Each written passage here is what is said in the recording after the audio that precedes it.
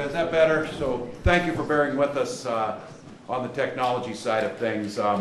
But good afternoon, everyone. I don't think there's probably anybody else in state politics right now that could fill this room the way David Tomasoni has. And we saw this happen back on March 1st. That was David Tomasoni Day across Minnesota.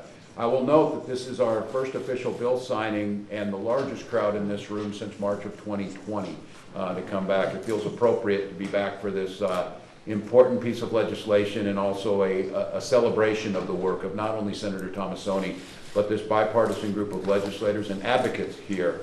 Had a couple ball players visit me once in DC talking about this years ago, trying to move this.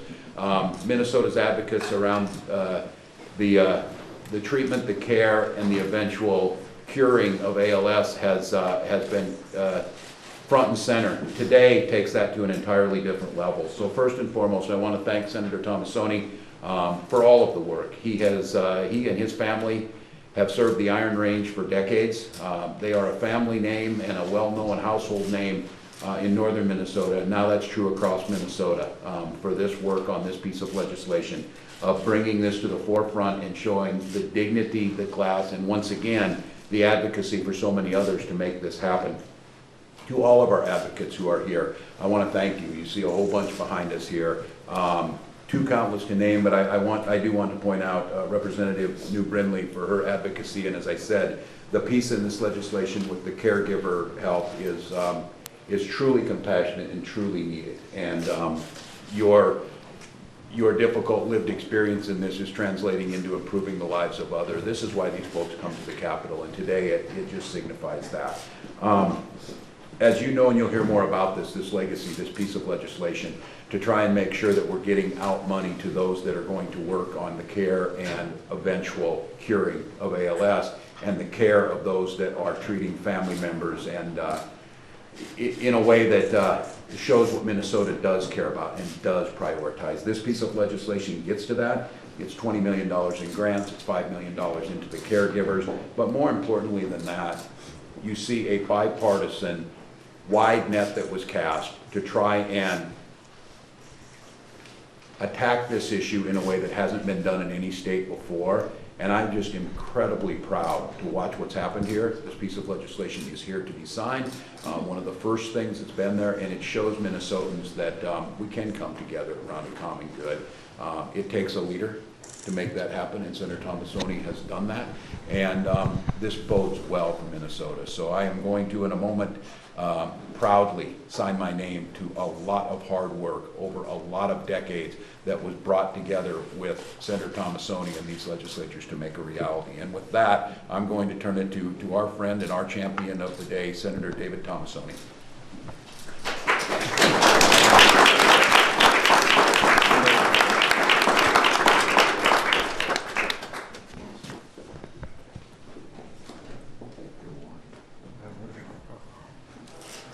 Thank you, Governor Walz, for your support and for signing the bill.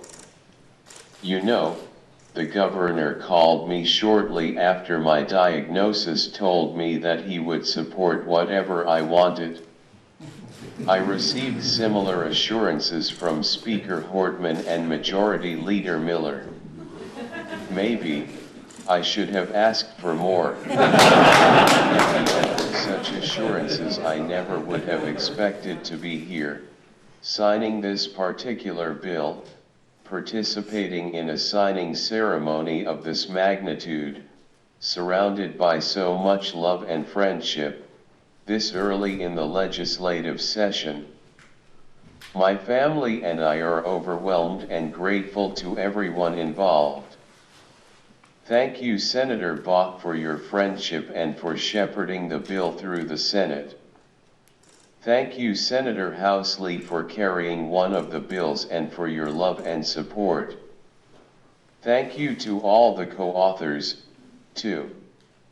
Representative Lisselgaard, you were absolutely great and I admire and love you, brother. Thank you, Representative New, you lived it. Nothing is more powerful than hearing a first-hand, emotional account of the effect ALS can have on a family. In addition to all the legislative support, Kent Herbeck, Terry Steinbach, and David Colquist, all of whom have lived with a family member losing the ultimate battle and all have dedicated their lives to finding a cure, were there every step of the way. And to my new friends Chris and Cara Engler, who are on a similar journey to mine, this bill means hope. But imagine a researcher like Dr. David Walk finally having the research dollars necessary to make an unprecedented effort towards finding the cure. The bill doesn't stop there.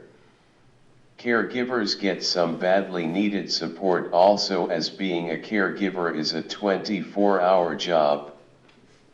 Finally, I have to thank my sons, Dante and Danny, their spouses Tiffany and Anna, my sister Mary Jo and her husband Richard. All have become my hands, my voice, basically my means of communication and mobility. Without them I would not be able to do my job. The ultimate thank you is to my legislative colleagues. This is about making the future better. We can all be proud of that. This is truly a good day.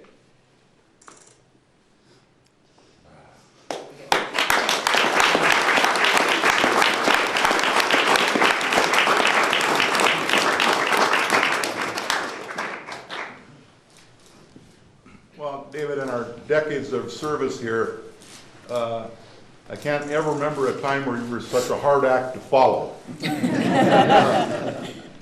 But there are a lot of people in the Senate to thank. Certainly when we start with Senator Miller, or when I went to him with this, and he said, Tom, we'll figure out how we can get this done as soon as possible. To Senator Rosen for working it through the Finance Committee. To Senator Abler especially, who said, you know what, I looked at the caregiver language and I don't want to slow this bill down, so I don't need to bring it to my committee. I'm fine with what's in there. That's unusual for a chair to do that. So Jim, thank you for your willingness to do that we could expedite this as quickly as we could. And to Senator Melissa Lopez Franzen, thank you, Melissa, for your willing to bipartisanly suspend the rules so that we could take a couple days out of this process and move it along even faster. And to all of our colleagues, this got 2 committee votes, 2 floor votes, never got a no vote. And that's pretty remarkable show of bipartisanship.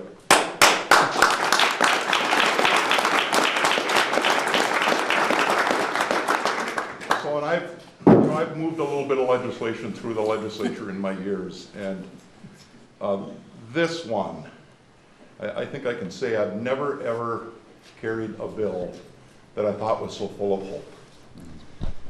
I will never forget the day last June when David came into our suite up on the 3rd floor here, and he had been doctoring on Fridays. And he came in on Monday morning, and I immediately went into his office and I said, David, what did you find out at the doctor Friday? And he had a hard time getting the words, and he said, I've got ALS. And I said, well, David, what's the prognosis? And he said, Tom, they told me there's nothing they can do. So my hope, and I know David's hope for the bill is that someday somebody's friend or family member is going to be able to come home after a diagnosis and say, there's something they might be able to do.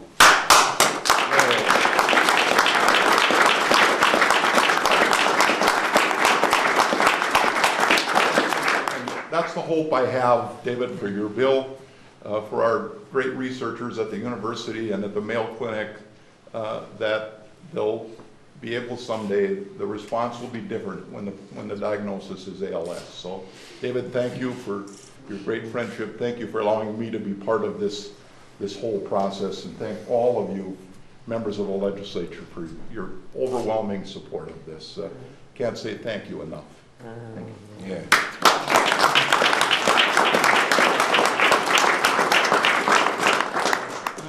Probably not going to say a whole lot because I don't want to get too emotional, but we're here today because Senator Tomassoni looked adversity in the face, and he took this moment and he used himself to help so many others.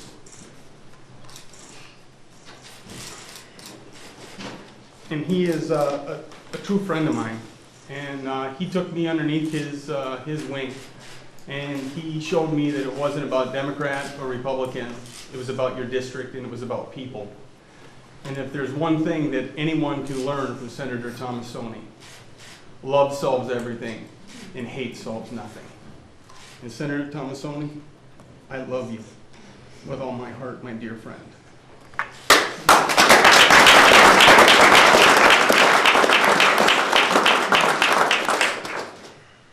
My name is Jennifer Jelly, and I am the Executive Director of the ALS Association Minnesota, North Dakota, South Dakota chapter.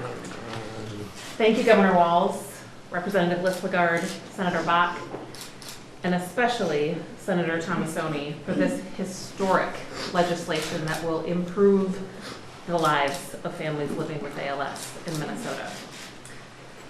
This bill provides hope for those living with ALS and to all the families who have been advocating for progress in honor of those they have lost. Senator Tomassoni, you are amplifying the voices of those living with ALS and shining a very bright spotlight on the urgent need for ALS research and the importance of supporting caregivers. Together, we look forward to seeing continued advances in research led by the great state of Minnesota, to see meaningful treatments come to market, and to realize a world without ALS. Thank you.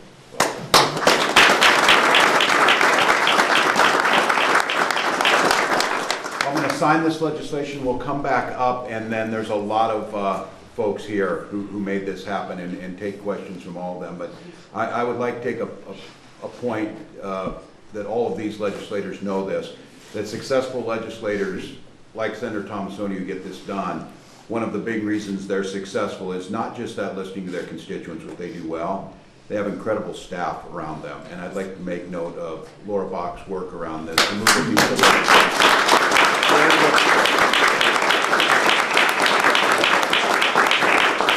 Very difficult to do. It takes expertise, it takes a steady hand, it takes persistence, it takes someone who understands how things work. And you heard the talk about this, of what it took to bring this group up here and make this happen. That is a true professional, and this place is filled with them that learn from those who do it so well, like Laura. So Laura, thank you for that, and let's make this law.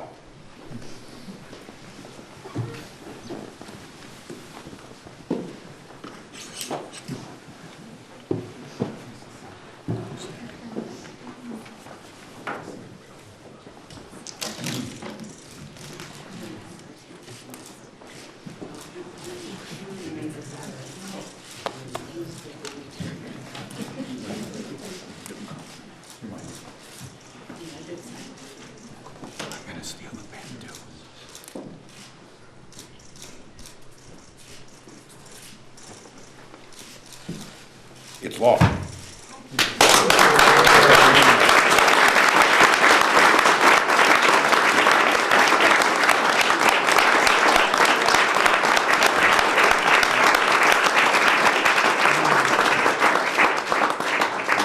There's a whole lot of folks that made this happen so that we can get them into the hands of each of these legislators. Got some baseball cards you can sign. Those are a lot more popular and more valuable.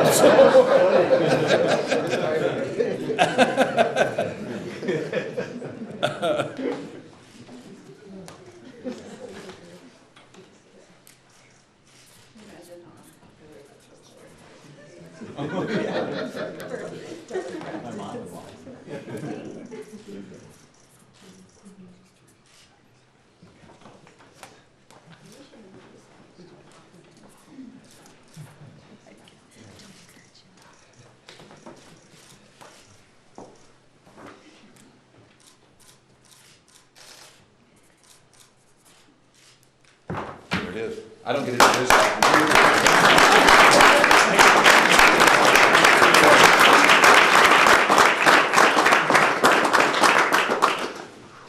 Well, please, to anyone for the press, open questions to Senator Tomassoni and this incredible team. Let's do on topic. Well done. French wants you to build a proposal. You're taking questions? Sure, yes, I'm sorry. Who can answer the question about this 20 million for research? Who can apply for it? How is it likely to be accessed and used? I know the University of Minnesota does a lot of work with neurodegenerative diseases. Are they like one of the potential candidates? Where's Laura? The experts on this, yeah. Go ahead. The money will go to the Department of Health and Human Services, to the Correct. Board of Aging, and then they'll develop a grant program. The bill lists some criteria for successful applicants to meet in order to be successful at it. I hope we have a lot of applicants. I mean, I know Minnesota's got some brilliant minds here, and we've done things before that changed the health of the world in this state. And this provides an opportunity potentially to do that again. I mean, I've been to Medtronic's headquarters and saw the very, very first pacemaker that was invented in this state that changed the health of the entire world. And I think this research money, some brilliant research minds in Minnesota are going to come forward, apply for money over at HHS, and hopefully we're going to advance the ball. So, Senator, money like this and money for paralysis patients that the legislature has passed before for research, is this kind of groundbreaking stuff for the state to get this directly involved and help maybe seed some of these programs? Well, I think in medical research it probably is. We probably haven't done, I can't think of a time we've done something like this before. We create a lot of grant programs in state agencies, but in HHS probably not so much. But I do think it's pretty groundbreaking, and I'm really hopeful. And I got a very, very nice letter from the Mayo Clinic supporting this bill. You know, they're part of a trial now called the Healy trial. It's a national trial that's going on ALS. They're participating, the University of Minnesota is participating, Essentia up in Duluth is participating with cohorts of people. We need more trials, more people in them to learn more about the disease before we're going to reach a cure. So the trials I think that are going to come out of this, the research trials that come out of it, are we're going to learn a lot more, and that what we learn is going to help us find a way to put it into remission or maybe potentially some kind of a cure. Senator Tomassoni, this seems like this might be the highlight of the whole session. Is everything downhill from here this year? She's looking at you. Where's the speaker? We're getting a sneak peek. Bonding is big. I told you we were a 1-2 punch.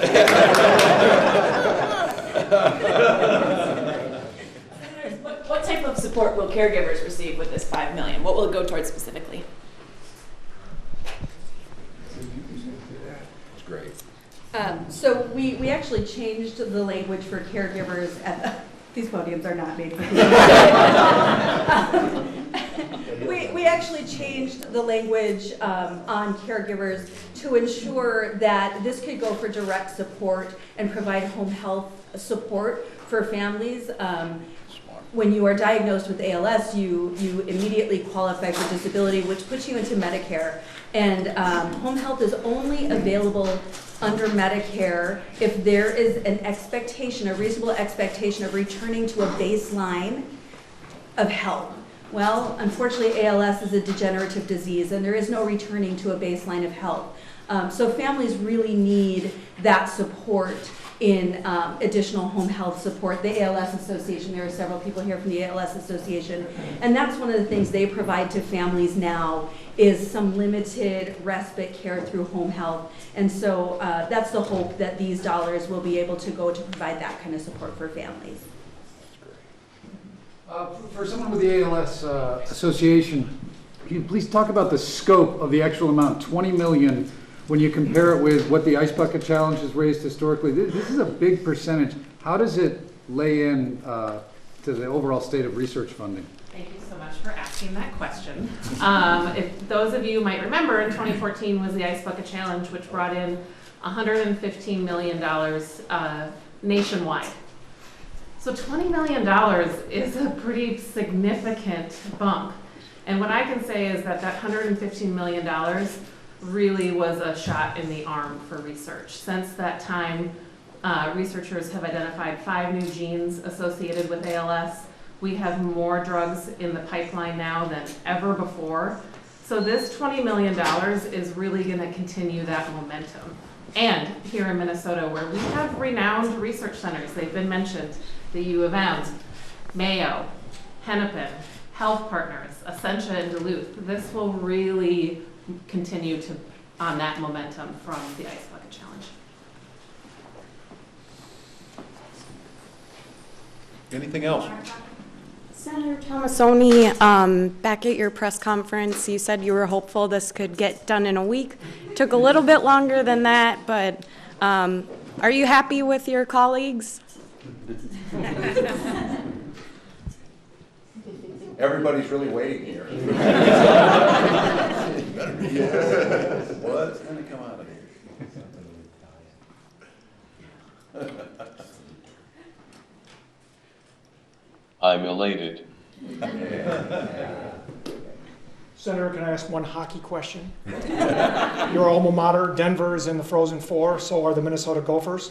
Your prediction? Mavericks. So are his Mavericks.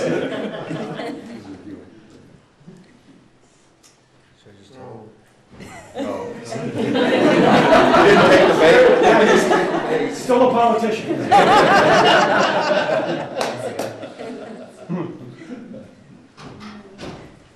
Well, again, I'm grateful for this group of folks, for all the advocates, and I think Minnesotans see this. The word hope came up numerous times in the sense of working together to improve lives. It's a great day. It's been one that feels like we've been out of this space for too long, and I just appreciate the leadership that's been exhibited here and the sense of collaboration. And again, I think as you heard this, Minnesota is a leader in research, and this puts us at the forefront of that. And Senator Bach's words about imagining a family going in there and getting hopeful words out of that, that's what this group has provided, and that's what Senator Tomassoni has provided. So we're glad this is law. Thank you, everyone. Well, thank you all very much.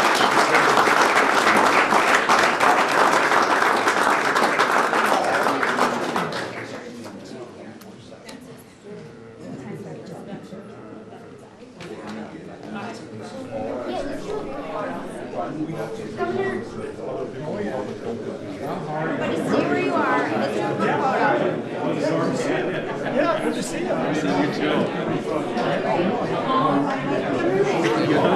Oh,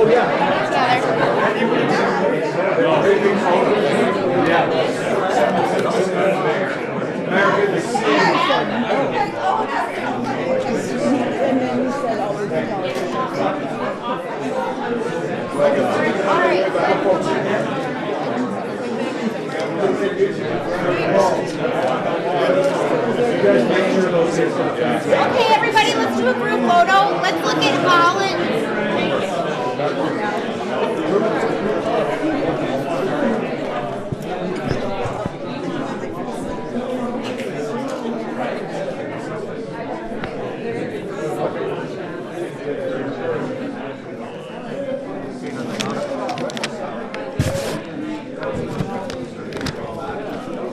Governor, I think we're going to do a group photo if you want to just look right here at Holland. Yeah. Let's look at Holland right here in the middle.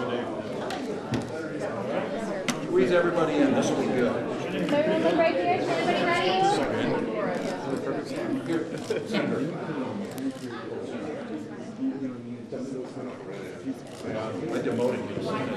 know. Hey. I'm sorry about that.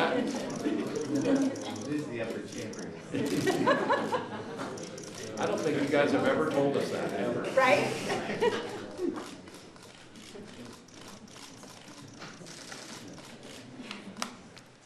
Great. I just got done looking at her.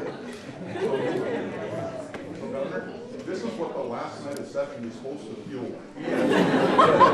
David, time it did. Next week, we can do bonding here the same way? Yes. Yeah, that's what it should be. We'll get it. Are you done? Thanks, everyone. Thank you. Thank you. Thank you. I didn't even know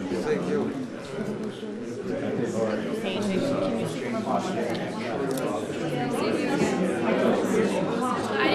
back there.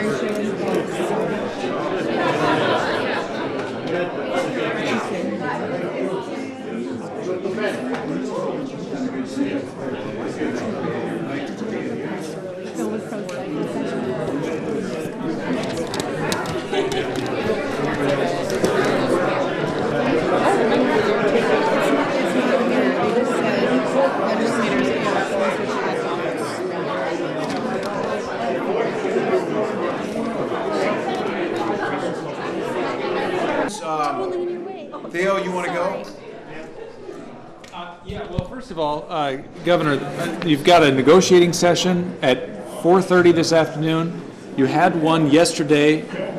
First of all, these weren't in either of your public schedules, but wondering, do you think the sort of off-the-record nature of this, the secrecy of this, will help get a deal?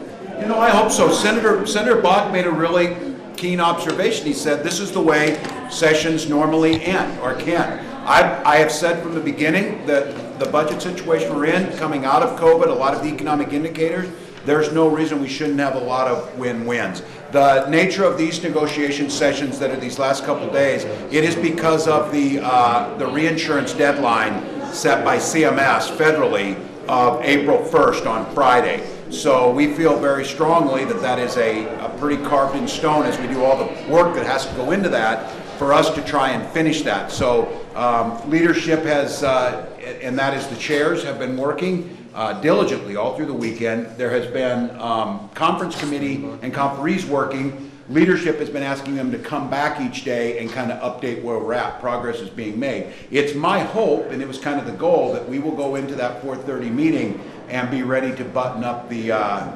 reinsurance piece of this and maybe be able to get a vote tomorrow, which we need in the House and Senate. There was some bills introduced just this week, and they seek to have more scrutiny on nonprofits that receive more than half of their funding from the state, including things like the nonprofit has to be in existence for 2 years before it can get state money, and additional auditing and things like that. Given what's gone on with Fund Our Future and other nonprofits, is that something you'd be interested in? Yeah, and I think we always have to be the good stewardship of this. I think we need to be a little careful just about the nonprofits. I believe it was either Wall Street Journal or Bloomberg showed the PPP program is probably going to end up showing some of the worst fraud that we've seen in that. And I think a lot of it is the speedy nature of how some of these were put in place. We did a lot here, and I'm very proud of the folks, especially around things like unemployment insurance, to put safeguards in. So I think it's smart to get those safeguards in there, to do all we can. I think you saw the breakdown with federal programs administered by the state to nonprofits. State is asking the federal government to stop. They're unwilling to because of the courts, and that's how we got in this situation. So I think scrutiny, I think increased enhancement of looking, but I think we need to be very careful about painting with a broad brush. These nonprofits did incredible work to keep people out of poverty, to keep them housed, to keep people fed, and we had bad actors in this, and they should pay a price for that. But I welcome the idea of, are there things that we can do better? I'm a little hesitant to think that we are just going to blanket say that no, if they came in, because we saw during this time needs arise quickly, and we're not nimble enough many times in state government where the nonprofits moved relatively quickly to fill the needs. So yes on the increased scrutiny, but I think we need to be careful that it's not a chilling effect on those that are doing a good job with it. And I think all across the spectrum of things needs to probably be looked at. This PPP report is a little concerning to me too. Okay, Tim, and then we gotta go. So to jump off of that, Senator Limmer rolled out his public safety bill earlier this week, and he specifically said, yeah, these nonprofits, not enough accountability. Could that kind of mess up your vision of a public safety initiative? Yeah, what I would say is that he's not listening to the communities out there, and it's not just the nonprofits. We've seen this. These nonprofit violence interrupters, for example, 21 Days of Peace, the Black Ministers or whatever, we're gathering hard data now and starting to analyze on this, where we're seeing significant reductions in crimes where they're operating. They have fiscal agents like the YMCA of the North that acts as a fiscal agent. I think putting safeguards in place to make sure that that's there. Many nonprofits are just so small that the accounting piece of that's why I think having the fiscal agents in there. On this issue around public safety, our proposal offers up $300 million to use by the communities for they see fit. That'll be hiring officers, hiring social workers, upgrading their 911 system, getting cars, whatever it might be. But there's also the piece of this that these groups out there will tell you, as you're at these roundtables, the police and the mayors and the folks will tell you, we're reducing our crime rates because we're working in partnership with these groups. So I'm a little bit concerned that we're going to see this backlash, and I'm as irritated as anybody, and I'm especially irritated because we were pointing this out to folks that we need to make sure that that money was going where it needed to. But I don't think this is a throwing the baby out with the bathwater piece, that I would really encourage them to look at these groups that are having measurable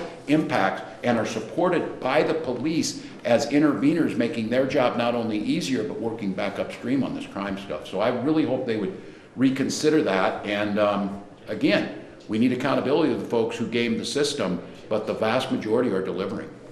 And before you go, do you anticipate a deal being reached solely on reinsurance by April 1st, or do you expect that would be tied more broadly to some of the other areas you've been negotiating? I think and this is just because of the need on this, is I think what you'll see is in the next 24 to 48 hours, a deal around reinsurance alone, and then a continued discussion around what I think is an easy fix: replenish the UI system, pay the frontline workers, have $7 billion more to deal with investments in education, public safety, tax cuts, if that's what wants to be debated. I'm still reiterating to folks, there isn't a world that exists where each one of us gets exactly what we want, but there is a world that exists where we get a lot of what we want, and that Minnesotans see, whether it's money in their pocket right now to reduce the costs that they're seeing at the grocery store and the pump, or whether it's making sure we avoid some of these tense situations in our school districts where we're able to make sure that the resources are there to avoid that. So I think this will just be the first one, but I do believe that there's legislating is about people, and it is about momentum. It is about camaraderie. It's hard to ignore something like this together, that we're investing public dollars with both private and public institutions to figure out something that it can improve lives. This is kind of the juxt of what we do, and you can feel the sense of goodwill that was in here to try and get this. That could be applied to a lot of things. I really think we have to all be willing to take yes for an answer, because I think we're there. I often say I don't want to negotiate with myself. In this case, I'm willing to negotiate a bit with myself because I think that there's easy wins here. So we'll get this reinsurance piece done. This bodes well for us. I know there's movement around the drought relief package that was still out there. There are movements out there, and there's pieces of legislation being introduced that I think can make a difference. The public safety piece, there's a best of all worlds in that we can make sure that we're listening to public officials, we're doing the things to reduce crime rates, but we're also looking back upstream. So great to see you all, and hopefully we have good news around this reinsurance coming up soon. So thank you all. Thank you. Thanks, Dave.